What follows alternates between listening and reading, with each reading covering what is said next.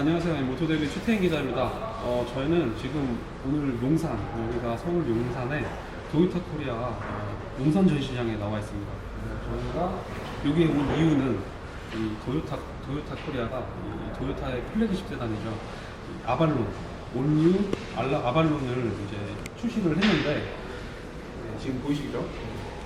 이 아발론이 국내에서 그동안 인지도가 솔직히 많이 없었거든요. 뭐 도요타 하면 하이브리드고, 또 도요타 하면 캠리 하이브리드를 통했기 때문에 이 아발론에 대해서 잘 모르시는 분들이 많을 거예요. 네. 아발론이 솔직히 그 전에 거의 이렇게 한 6년 정도 만에 풀체인지된 모델이거든요. 근데 그 전에도 국내에 출시는 한 적이 있는데 이게 좀 성공적으로 자리 잡지를 못해서 결국은 좀 물러나게 됐었는데, 이 도요타 코리아가 신형 아발론의 어떤 작정하고 만든 것 같아요. 뭐 캠리와도 보시면 뭐 캠리와도 되게 좀 비슷한 면이 있죠. 뭐 디자인 아이덴티티도 그렇고 캠리와 굉장히 비슷한 면이 있는데 더 과격하고 과감하고 그런 디자인을 적용을 했어요. 그래서 이 도요타 코리아는 이제 이 아발론을 통해서 한번 이제 플래그십 세단의 어떤 도약, 새로운 어떤 자사의 어떤 이미지를 좀 개선하고자 이렇게 신차 플래그십 세단 이 아발론을 출시를 했습니다. 그러면 이 아발론에 대해서 좀 디자인이랑 뭐 재원에 대해서 한번 살펴보면서 내용을 전달해드리도록 하겠습니다. 그 아발론 먼저 디자인부터 설명을 드릴게요. 이 아발론은 일단 전면부를 보시면 그릴이 굉장히 큽니다. 아디레스 그릴이 입을 굉장히 크게 벌리고 있어요. 이 부분 같은 경우는 캠리랑도 거의 비슷합니다. 캠리도 이 가로 바 패턴으로 굉장히 이런 어떤 더 차체가 넓어 보이고 입을 크게 벌린 듯한, 또 더 하이브리드 모델이지만 어떤 고성능 모델처럼 보이게끔 더 과격하고 또 좀 어떤 세련된 그런 미래지향적인 그래픽을 가지고 있습니다. 가운데 도요타 엠블럼은 이제 이렇게 블루 컬러로 이제 하이브리드 모델이기 때문에 이제 친환경의 어떤 이미지를 부각하고자 엠블럼에 블루 컬러를 또 넣었고요. 이 헤드램프를 보시면 헤드램프가 이제 풀 LED입니다. 풀 LED인데 이렇게 삼각형 형태로 3개가 3구가 딱 들어가죠. 가운데는 이제 뭐 방향 지시는 겸하는 거고, 풀 LED 헤드램프가 적용이 됐고, 이 끝에는 이 차폭등까지 적용이 됐습니다. 뭐 북미 형처럼 이제 차폭등이 뭐 북미는 뭐 규제가 있죠. 뭐 현대기아 차도 그렇고 뭐 북미에 수출되는 차들은 다 차폭등이 있어야 됩니다. 그리고 이쪽 이 아랫부분에 이 공기 인테이커 흡입구가 있는데 이게 지금 막혀 있는 줄 알았는데 다 뚫려 있습니다. 여기가 다 뚫려 있어서 좀 공기 저항을 덜 받게 좀 공기가 이쪽으로 들어가서 좀 바깥으로 타이어 앞바퀴 쪽 뒤로 좀 잘 빠져나갈 수 있게끔, 공기의 어떤 흐름이 원활할 수 있게끔 이렇게 인테이크 홀을 마련을 했습니다. 전반적으로 보면 캠리랑 비슷하면서도 좀 어떤 캠리를 조금 더 늘려놓은 듯한, 한층 차체를 키워놓은 듯한 그런 느낌이에요.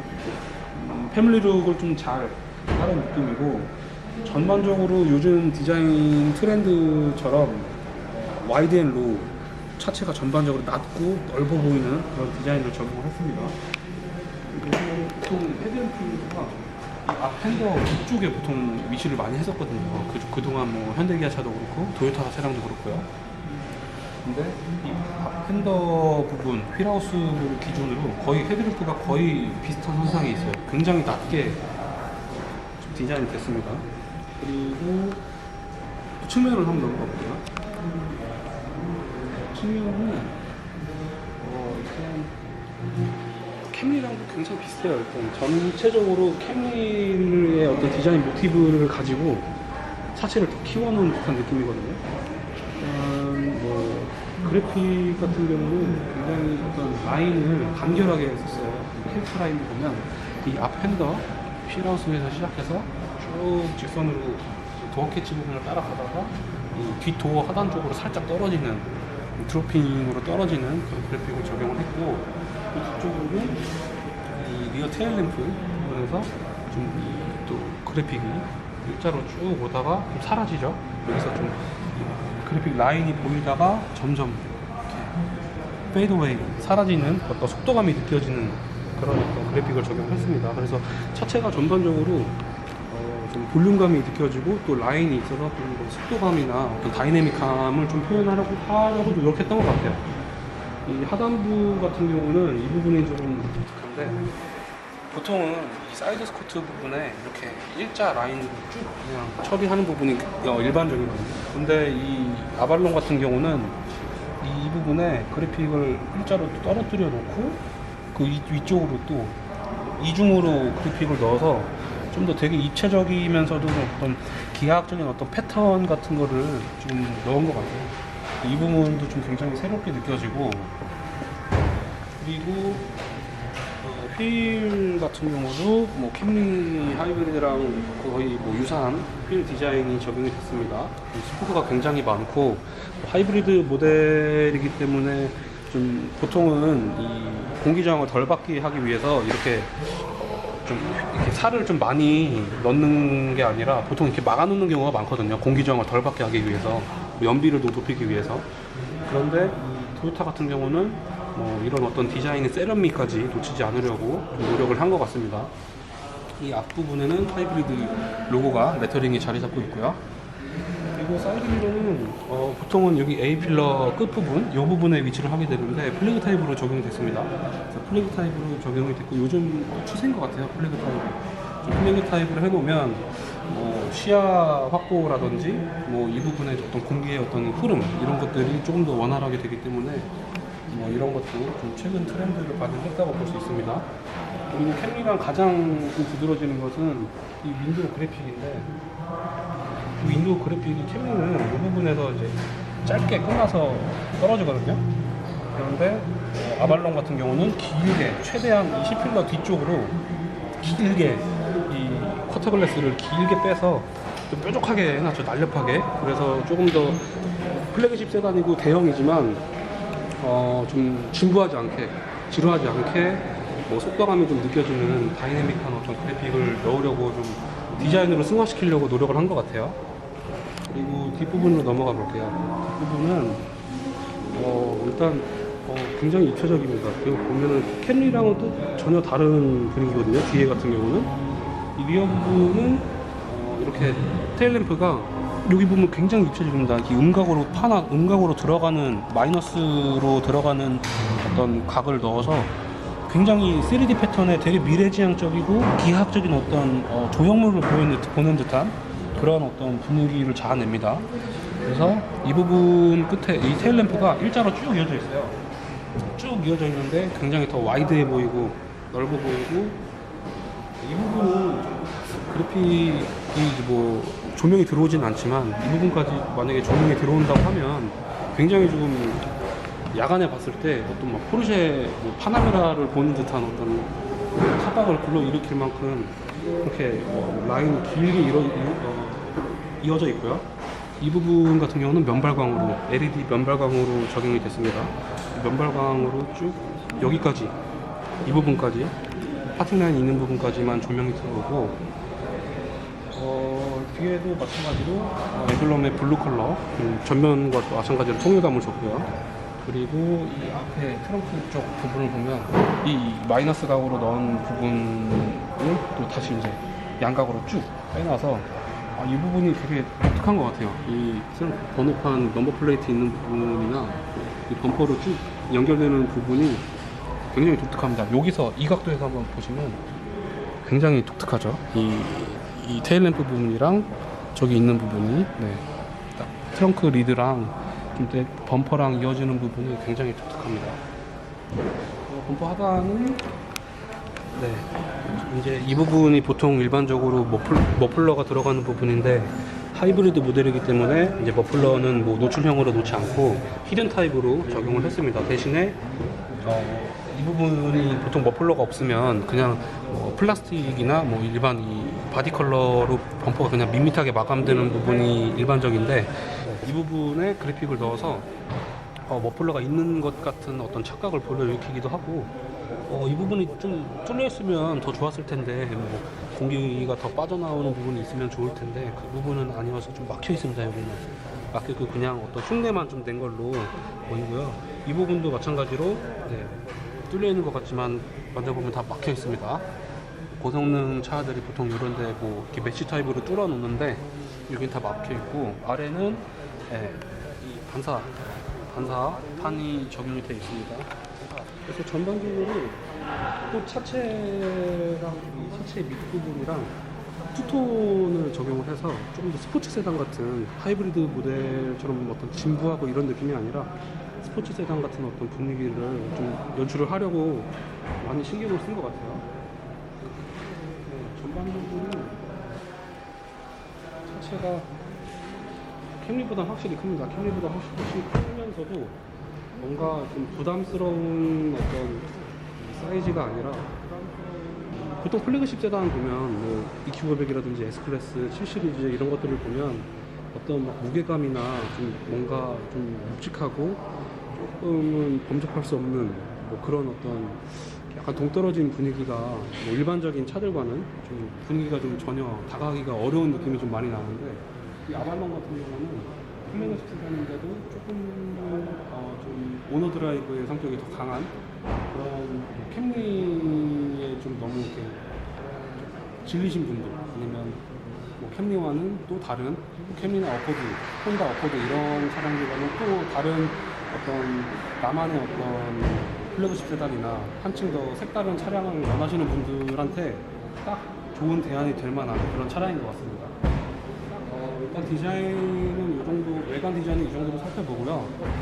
일단 인테리어, 실내 인테리어로 한번 넘어가 보도록 하겠습니다. 지금 딱 인테리어 딱 앉으면, 운전석에 앉으면, 일단 시트 포지션이 굉장히 좀 높게 설정이 된 것 같은데, 그래도 시야가 좀 그렇게 많이 불편하다는 느낌이 없어요. 굉장히 사각지대가 많이 없고, 이 운전석 공간도 생각보다 여유롭습니다.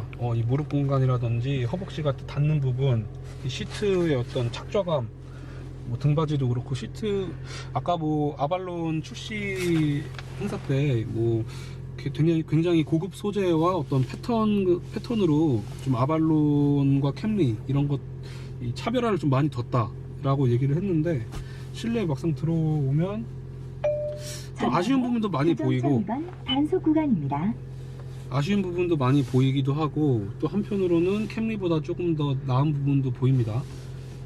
일단은 이 스티어링 휠을 먼저 볼게요. 스티어링 휠을 보면 이 가죽으로 마감이 됐는데 이 가죽의 어떤 이 소재나 이 부분도 보면 이 클락션 부분 가운데 보면은 좀 약간 좀 저렴해 보이는 어떤 소재의 느낌이 나요. 약간 뭐 2000년대 초반이나 이런 때 쓰였던 어떤 이 패턴, 뭐 가죽 어떤 느낌 이런 느낌이 좀 유광 느낌이라 뭔가 이 발라놓은 듯한 느낌이거든요. 좀 뭔가 발라놓은 것 같은데 이 부분 이 스티어링 휠 가죽도 그렇고 조금은 아쉽습니다. 가죽의 질이 보통은 요즘에 이게 타공도 많이 넣거든요. 스티어링 휠에 타공이나 이런 부분 좀 많이 넣는데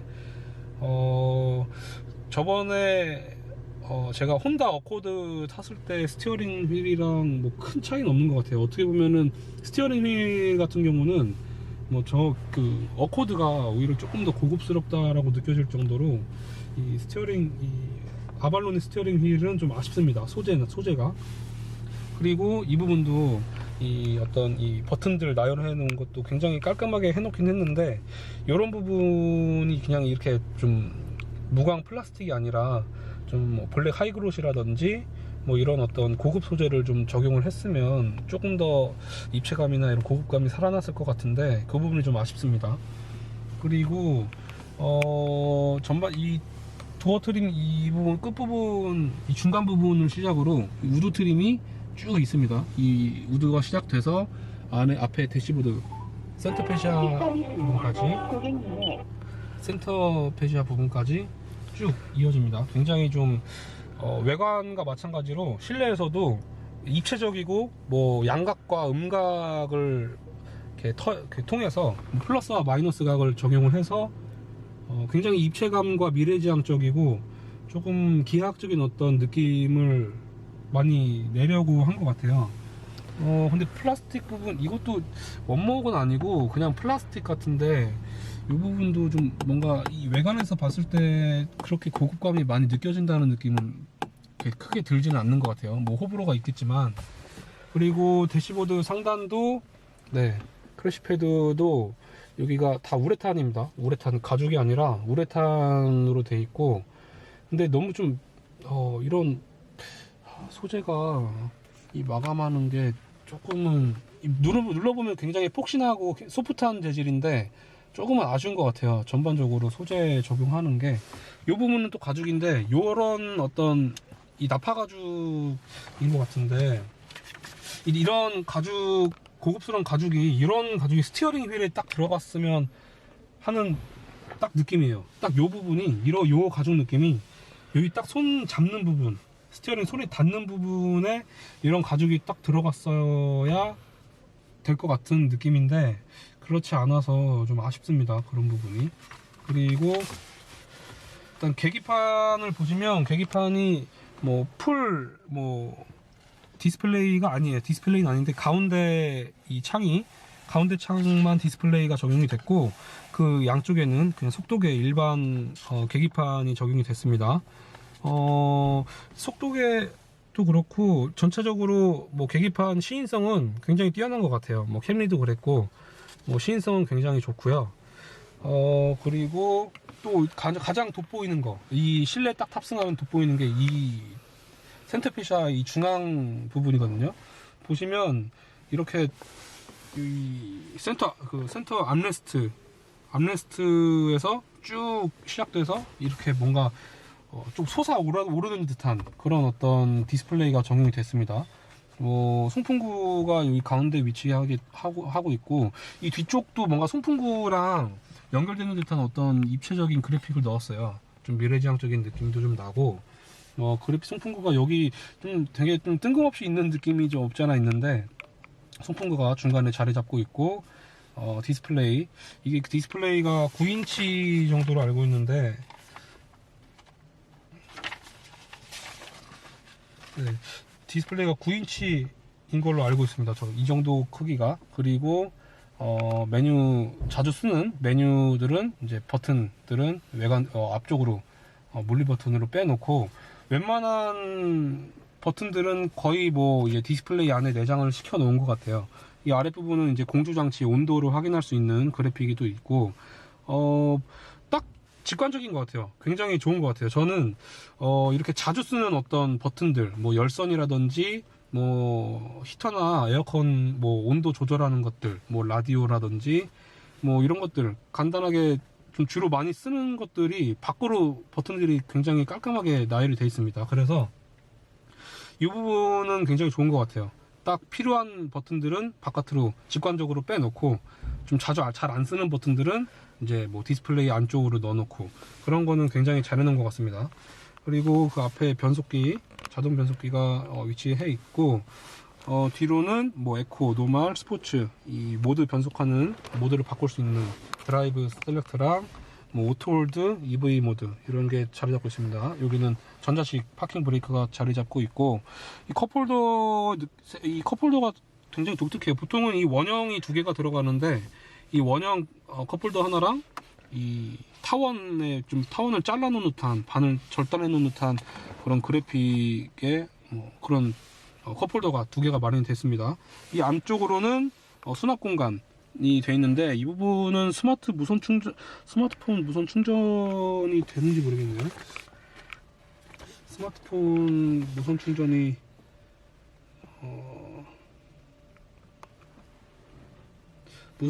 되지는 않는 것 같아요. 여기 자료를 보면 여기 있네요. 스마트폰 무선 충전 여기가 놓으면 여기도 굉장히 만져보시면 굉장히 소프트합니다. 여기도 가죽, 이 대시보드랑 똑같은 소재의 가죽으로 마감이 됐는데 여기도 촉감이 굉장히 좋습니다. 여기가 스마트폰 무선 충전이 되는, 지원을 하는 곳이고, 암레스트를 열어보면 일단은 전륜구동의 차량이기 때문에 암레스트는 굉장히 넓습니다. 넓고, 근데 좀 이 부분이 아쉬운 것 같아요. 이 부직포인가요? 뭐 막 이렇게 움직이지 말라고 넣은 것 같은데 이게 좀 손으로 만져보면 딸깍딸깍거립니다. 이게 좀 딱 마감 딱 맞는 게 아니라 이 부분은 좀 마감이 좀 아쉬운 것 같아요. 그 안쪽으로는 USB 포트가 두 개가 총 3개가 마련이 되어 있습니다. USB 포트는 3개가 마련이 되어 있고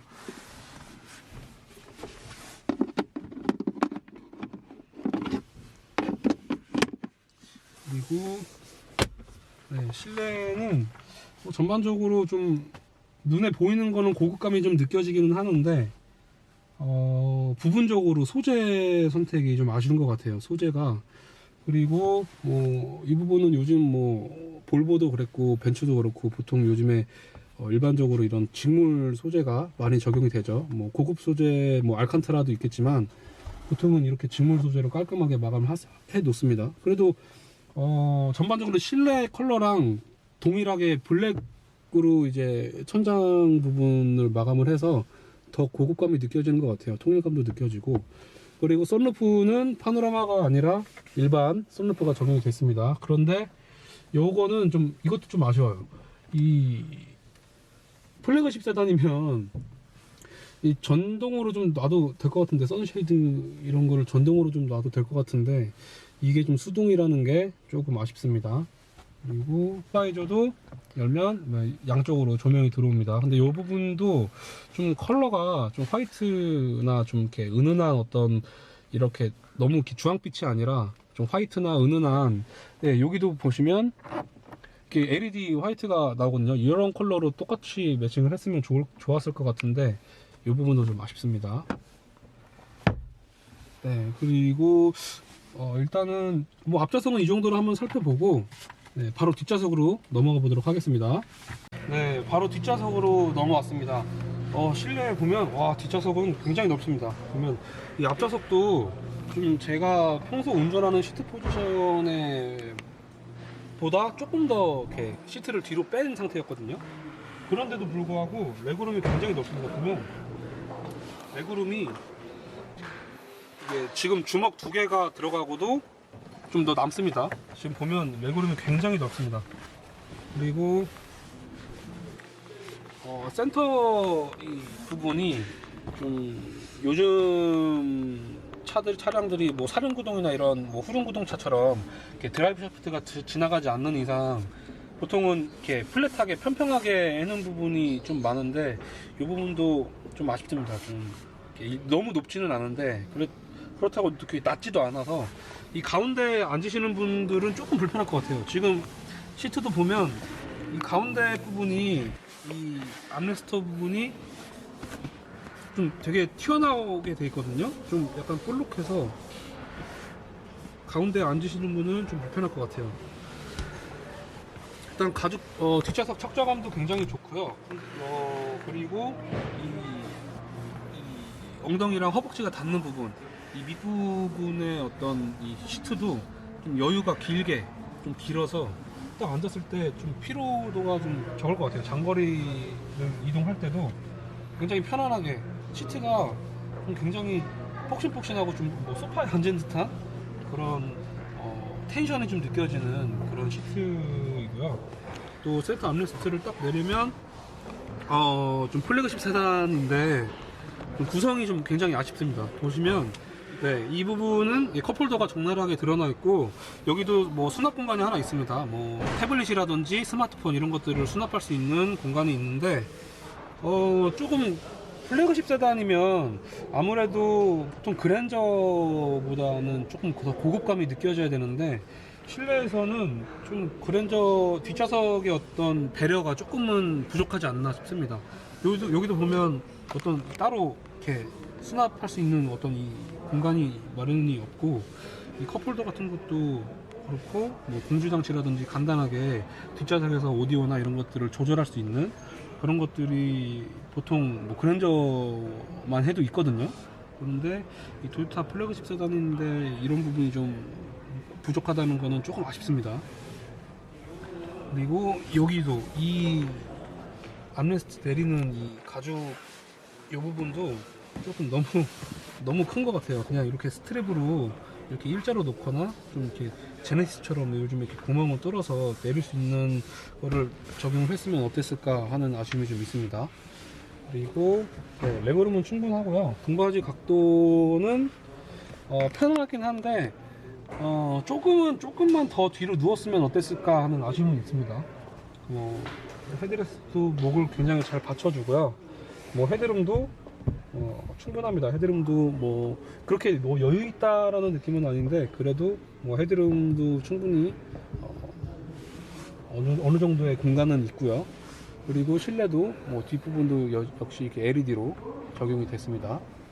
그리고 옆에는 이렇게 옷걸이를 걸 수 있는 그런 장치가 마련이 됐고, 도어 트림은 앞좌석이랑 거의 비슷해요. 근데 이 부분도 좀 아쉬운 게 도어 트림 이 상단 부분에도 앞좌석 도어와 마찬가지로 우드 트림이 조금 더 들어갔으면 어땠을까 하는 아쉬움이 좀 있습니다.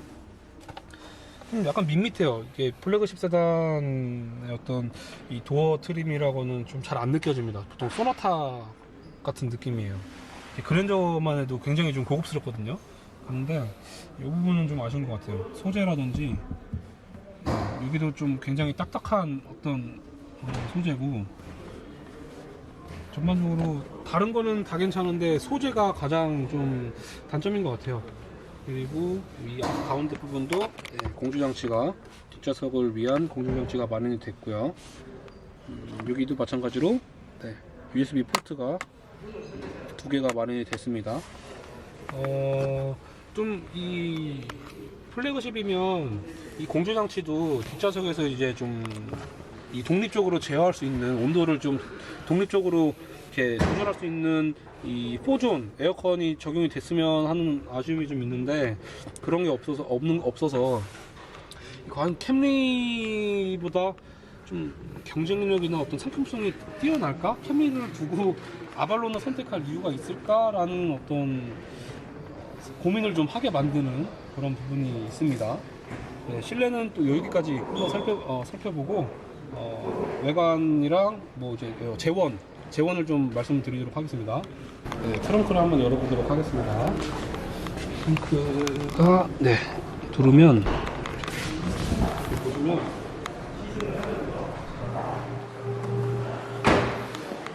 굉장히 좀 독특한 게, 전동 트렁크가 적용이 되지는 않았는데, 이 트렁크를 한번 누르면 보통 일반적으로는 요 정도까지만 일반적이거든요. 열리는 게. 근데 한번 누르면 끝까지 열리는 게 좀 굉장히 독특한 것 같아요.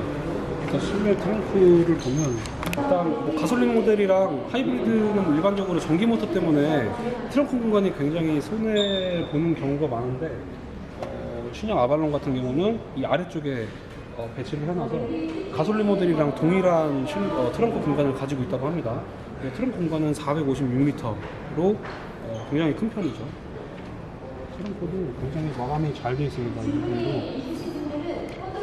좀 위쪽을 보면 여기는 좀 아쉬워요. 뭔가 이 철판이 그대로 조금 드러나는 부분이 있어서 이 부분은 좀 아쉽습니다. 근데 이 부분도 전에 S클래스도 이렇게 돼 있거든요. 이렇게 원가 절감이나 이런 것들 때문에.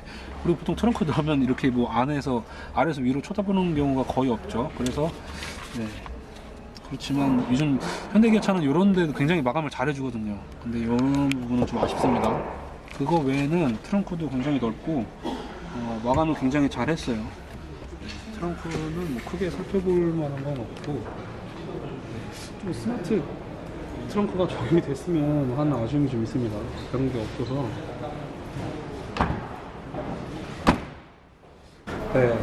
도요타 아발론, 신형 아발론의 엔진룸을 한번 살펴보도록 하겠습니다. 신형 아발론 같은 경우는 직렬 4기통 2.5L 가솔린 엔진이 적용이 됐습니다. 2.5L 가솔린 엔진과 전기 모터가 결합이 돼서 이제 하이브리드 모델이 되는데, 일단 엔진 같은 경우는 이 최고 출력은 178마력입니다. 178마력이고, 이 전기 모터가 88마력을 더해서 시스템 총 출력은 218마력. 218마력에 최대 토크는 22.5kgm의 힘을 발휘를 합니다. 일단 전반적으로 실내에 보면 저기 주황색 어떤 부품 배선이라든지 이런 것들 보면 다 하이브리드의 어떤 구성이 되어 있는데 좀 이런 부분이 보통 하이브리드 같은 경우는 렉서스만 해도 이렇게 엔진 커버가 좀 깔끔하게 잘 마감이 돼서 이런 부속품들이 잘 안 보이게끔 이렇게 하는 마감을 굉장히 깔끔하게 해놓는데 좀 아무래도 뭐 렉서스는 프리미엄 브랜드고 토요타 아발론 같은 경우는 이제 토요타 브랜드이기 때문에 조금은 더 일반 대중적인 모델이기 때문에 플래그십 모델이라도 조금 마감 부분에서는 좀 어떤 차이가 좀 있습니다. 차이가 좀 있고 일단 이 아발론의 어떤 재원을 한번 말씀을 드릴게요. 이 아발론은 이 전장이 4,975mm 그리고 전폭이 1,850mm고요. 전고는 1,435mm입니다. 일반적으로 제어원만 외관적인 어떤 제어원만 봤을 때는 그랜저랑 거의 비슷한 수준이에요. 전폭도 그렇고 전장도 그렇고 그랜저랑 굉장히 비슷하고 휠베이스 축거는 2,870mm 그리고 뭐 공차 중량은 1,660kg이라고 총 중량은 1,985kg입니다. 일단 제원이랑 외관에서 봤을 때랑 제원보다는 조금 실물이 더 커 보이는 느낌이 좀 있는 것 같아요. 어떤 디자인이나 이런 것들이 좀 굉장히 큼지막하게 큼직큼직하고 조금 더 그립기가 굉장히 과격하게 써서 실제 제원보다는 차체가 더 커 보이는 느낌도 있습니다. 그리고 실내 들어가면 진짜 굉장히 넓어요. 굉장히 넓고 트럭 공간도 굉장히 넓고요. 그런데 아까 제가 처음부터 계속 말씀드렸던 부분이 실내에서부터 소재가 다른 거는 다 괜찮은데 소재 선택이 조금 좀 아쉽다라고 말씀드릴 수 있을 것 같아요. 뭐 그 외에는 뭐 전반적으로 뭐 다 깔끔하고 기본 구체적인 어떤 일본 특유의 토요타 특유의 어떤 디자인이 좀 현대적으로 좀 재해석이 돼서 나오는 것 같고 일단은 기본적으로 굉장히 구성은 괜찮습니다. 구성은 괜찮은데 과연 캠리보다 더 상품성이 뛰어나냐 이런 부분에 대해서는 좀 고민을 좀 해봐야 될 것 같아요. 직접 두 차량을 직접 전시장에서 보셔서 좀 고민을 해야 될 것 같습니다. 일단 캠리도 워낙 상품성이 좋거든요. 실내 공간도 넓고 그렇기 때문에 이 아발론이 좀 아쉬운 부분은 좀 아쉽고 좀 더 뛰어난 부분은 뛰어난데 전반적으로 좀 그래도 토요타를 대표하는 플래그십 모델인 만큼 좀 잘 됐으면 하는 바람이 있습니다. 이 토요타 뉴 아발론, 올뉴 아발론 하이브리드의 가격은 총 딱 단일 모델, 단일 트림이 있습니다. 4,660만원 4,660만원 단일 트림으로 나오고요. 좀 연비, 아까 연비를 제가 말씀을 못 드렸는데 연비 같은 경우는 보통 평균 연비가 16.4 복합이 16.6으로 나옵니다. 리터당 16.6으로 뭐 그냥 일반 하이브리드 모델 치고는 좀 준수한 어떤 효율성을 보여주는 것 같아요. 전반적으로 잘 만들어졌지만 좀 부분적으로 아쉽다, 소재가 아쉽다라고 말씀을 드릴 수 있을 것 같아요. 지금 저희가 이틀 후에 이 아발론을 시승을 하게 되는데 그때 좀 저희가 출시 현장이 굉장히 어수선하고 좀 시간이 없어서 좀 놓친 부분이 없지 않아 있습니다. 그래서 그때 조금 더 구체적이고 주행을 하면서 좀 자세하게 아발론에 대해서 전달을 해드리도록 하겠습니다.